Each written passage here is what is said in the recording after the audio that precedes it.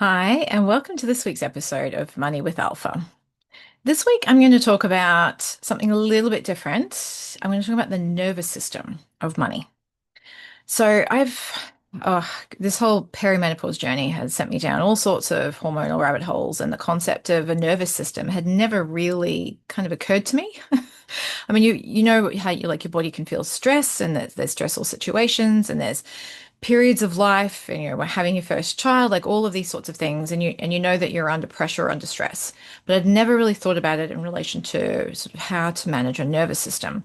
But I've been listening over the years to this podcast that talks about the nervous system of success and how a lot of us, what we fear is not failure, it's actually success, because failure is often invisible. Like we not hardly anybody even knows when we failed at stuff because they don't know the results. They just see what they see. They don't know how it's turned out and what the actual result was. So it's often then the success because that makes us more visible, and then our nervous system is under a little bit more pressure as a result of that visibility. So then the same thing I was thinking, I was like, it actually kind of makes sense with money too. I've noticed over my journey over the years, things have sort of happened so incrementally that my nervous system has sort of kept up with the changes because it's been minor changes. And sometimes when I've noticed there's been like a bigger jump that I've felt it more in my body, but I'd never really associated it with like my nervous system.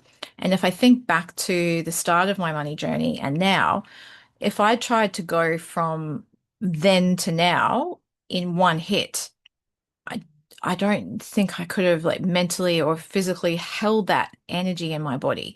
And that's where that nervous system kind of thing kicks in. So, and it's the same thing that goes for habits. And I thought of it in relation to habits for many years, and I talk about this all the time, and I help my clients work through it where you make incremental changes and you do things little by little, because if your brain thinks that something massive is going to happen and change, then its survival is threatened, and therefore we need to shut it down, which is often seen as self-sabotage, but we shut it down to protect our survival. The same thing happens to a certain extent with money in relation to holding space for it. We need to understand where we are at right now, where we want to go to, and the journey that our nervous system has to go through in order to allow that to happen in a way and to create that sort of emotional or physiological container to actually hold more money. So, the idea of wanting more money, to be honest, is pretty universal. Most of us just feel like that what we need is more. And that's not just in relation to money. There's so many things we're like, oh, more happiness, more, more sex or more money or more holidays or more fun or whatever it happens to be. It's always more, more, more. But can our bodies actually handle the amount that we think we want right now? Could you handle if somebody gave you $2 million? And this is a perfect example is lottery winners. They are given millions of dollars, and most of them end up either back where they were or worse within, I think it's 2 to 5 years. Their nervous system isn't ready for that kind of influx of more. So it's understanding that and then understanding what we need to do to elevate our nervous system to the point where we are prepared to handle more.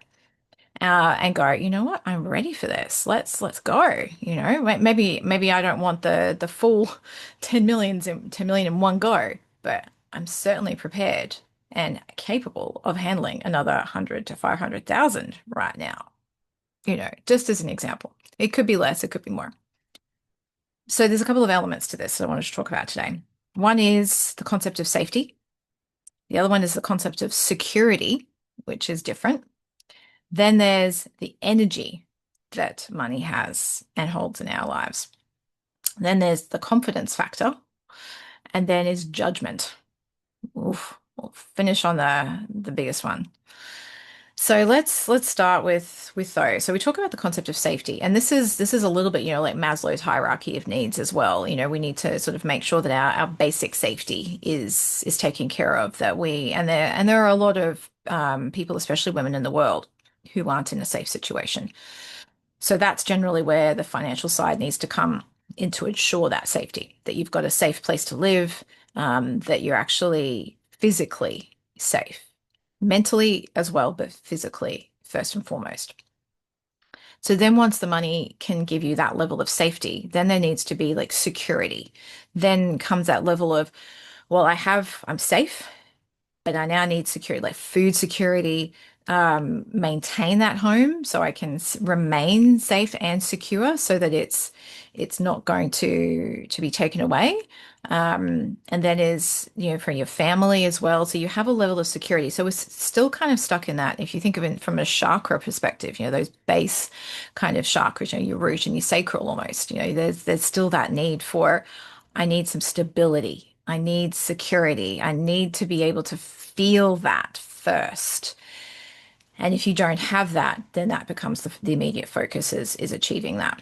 Once you have that, and it's also acknowledging that that exists, so a certain level of stability, we don't just magically achieve some of these things, or even if we do, we don't necessarily acknowledge them.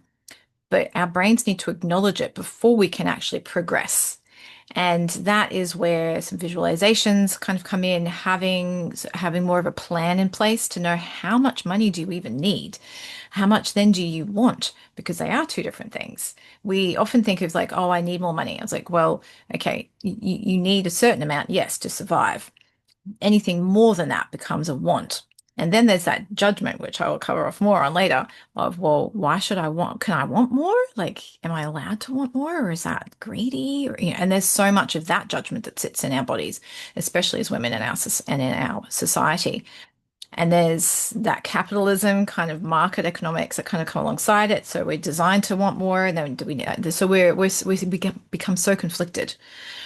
So we need to be able to have the energy to hold space for more and done in alignment as well. So understanding what our needs are, what our wants are, what our values are, what kind of life do we want, the lifestyle. So we need to have that clarified so that our energy can be aligned and matched to that so that we can then attract the opportunities that will give us the abundance and the financial abundance to be able to have that more.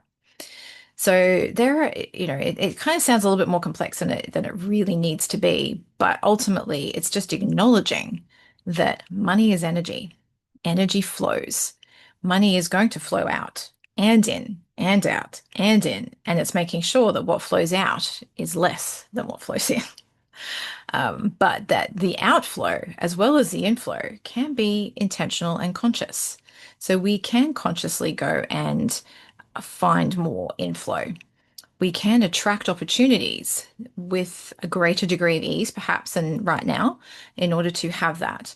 I was thinking recently there's certain situations going on in my world where, you know, someone's sort of employment, seems to keep ending. And it's done in a way that they keep expecting. I was like, well, you do get what you expect. Uh, Whereas I've never had that. I've always tried to look for the best in someone, look for the best in a situation. Doesn't always work, but trying to find, the greater message in it and to try and take something from it, even if I didn't actively choose the situation, trying to create my choice in terms of how I respond and not feeling like the victim. And that's something I've carried with me because I could fall very much into that when I was in my 20s. I could be very buried in victim, like, oh, why this happened to me? Oh, why does this always happen? All of that. And I think about it now, it's like, oh my goodness, must have been such a whiny person. Like I couldn't even think of that now.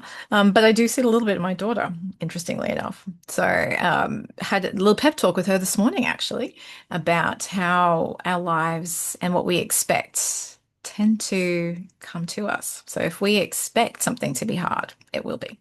If we expect something to be easy and streamlined, it will be. So the things that we want and that we desire or that we don't want, they're all kind of neutral in terms of how the universe or the world sees it. So we can then choose what we focus on. So that energy becomes extremely important. If our energy around money is constantly like, oh, it's hard, it's heavy, it's, it's not safe. I've never had any, so I'm just like kind of used to that. So why would you get more if you've never had any and you're kind of comfortable or you're used to that? You need to get used to starting with more and little by little building on that so that you get to the point where you're like, oh, okay, it is okay for me to have more money. Right. So let's keep going, shall we? Let's keep, flexing that more. And I can be responsible with it. Just because I've got more doesn't mean I need to spend more because I've been there too. It's a bit like the bigger handbag analogy. The bigger handbag, the more stuff you put in it. But you were perfectly okay with the amount of stuff you had in the smaller handbag. So it's understanding that as a universe, it abhors a vacuum. It wants to fill it. So make sure that what you're filling your world with is intentional. And that energy and the outflow doesn't have to be spending it on stuff. The outflow can be investment. So the money comes in and then the sort of the outflow goes towards an investment, which is going to grow and develop and evolve and give you something in the future. It can be for you, it can be for your child or your children, it can be for a charity, but that outflow becomes intentional. The outflow doesn't have to be just on bills. Like how boring would that be if it's just bills all the time? So try and build in outflow that's not so much heavy and look at it differently as well. So I'm not going to go too much into that because that could be a whole conversation on its own, and I could really monologue on that, which I don't want to today. I want to be able to make this a little bit more uplifting, and just to give you a little bit of a sense that there is a nervous system element to this that you can uplift in order to hold space for more money. So with that energy and recognizing that there is the outflow and inflow, and that the way you focus on it is the way it will start to appear in your world. Then comes the confidence that you have from recognizing that and taking action. And such an action could be setting up a micro investing account or an ETF, an automatic download or automatic, sorry, investment scheme. I shouldn't probably call it word scheme, but system, automated system to start building investments. And with that, when you see it growing, even if it's just savings to start with, you see that growing, the momentum gives you some confidence. With confidence comes more action and comes the space to grow even further and hold more space for more money. And confidence comes from doing. It also comes from making a commitment to yourself and actually seeing that commitment through. So if you say to yourself, I'm going to do something, like I'm going to open that micro investing account and set up my roundups and then add in, say, $10 a month. If you don't do that, you will start to judge yourself. And then the confidence will start to wane because you're like, well, you said you were going to do that and you didn't. So what makes you think, my brain's going to go, well, if you're going to do this, and it could be in another area of life, like, getting healthier, losing weight, or eating better, or whatever it is. If you don't keep your commitment to yourself in one area, how is your brain going to trust that you're going to keep it in another area? So the confidence starts to wane even more. And then you start to get harder on yourself. And that's when the judgment really kicks in. And the judgment that we often think we're scared of is a judgment from others. And yes, that's unpleasant, I have to say, because I've experienced that a lot as well in my world. And I think we all have, but it's self-judgment that's actually worse because we're judging ourselves so harshly and usually in private when no one else can be there to defend us.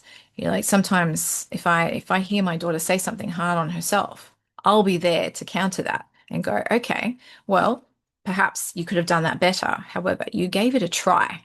So even like she was practicing the piano the other day and she kept hitting the wrong notes and getting really frustrated and wanted to just stop. And I was like, yes, but then you're just never going to get any better. You have to get comfortable with the discomfort and the failure and the not doing things perfectly, either the first time, second, third, fourth, fifth time. You have to just keep going. That's the definition of resilience for me, is to just keep on going even if it doesn't seem like it's working. Like you have no idea how many times, I know might sound a little bit silly, but how many times I failed at making spelt sourdough bread until I finally hit it. And I still don't get it. It still doesn't work 100% of the time. Even though I seem to do everything the same, it doesn't always work. And I'm like, I still don't understand. But I'm going to keep going because I want to make homemade bread. I like when my homemade bread works really well. So, um, it's just that constant level of judgment that we have on ourselves, and even the perception that others are going to judge us will stop us from doing things. We're like, well, what if everyone in my circle has always been like this, and we all complain about the same things? If I stop complaining about that, they won't accept me anymore. I'm going to have grown or outgrown them. And the reality is, perhaps you will. Perhaps you already have. That doesn't mean you want to keep yourself small just to stay there. You can thank, whether directly or indirectly, you don't even have to confront anyone for this, but you can thank them for their friendship and their support, hopefully, over the time that you've known them. But then just see what happens. And things just tend to fall away as they do. I mean, I've had friendships for no particular reason. Sometimes there was, sometimes there wasn't. And sometimes we've just grown in different directions. And that happens. So don't keep yourself small just to stay part of a friendship circle or even a family circle. You just share a little less about the things that you're doing and the successes that you're having. That doesn't mean you need to be totally silent on them and not even strive for them, but they don't need to know everything. No one needs to know everything. You can process things on your own. You can journal. You can have plans. You can find the right mentors. You can talk to the right people, and then start to elevate the energy and the capacity you have for accepting more money and then managing it in a way that will allow you to continue to accept more and more and more. Which is why I'm constantly going on about having clarity about what it is that you want, having visibility over your money, and then having the flexibility to allow it to grow with you. That's very important too. So that your nervous system, as it grows and evolves, the actual financial system that you have on that other side of the balance scale can grow and evolve as well. And sometimes they might go a little bit differently. Sometimes you might get more money and go, oh crap. And then you're like, well, I've got to up level here. And then you go up level. Or your nervous system you're doing the work on up levels, and then you're like, all right, come on, money. And then it might delay a bit and then catch up. But it's this iterative up and down, and you've got both sides there, that emotional nervous system side and then the actual physical management of the money side, which is why I always talk about both, because I don't think you can do one without the other. I don't think yeah, the way I believe it is that you can't. But others may have different opinion, but that's where I am. So thinking about all of that, where are you in this? Are you sitting in safety, security, still working on the energy flow, the confidence of actually taking action and doing the things that you say you're going to do, or judgment? Just sit with that and see where you're at and acknowledge and start to move forwards so that you can hold more and have a greater impact and build the life that you want. With that, I will let you think and ponder, and I will catch you in next week's episode.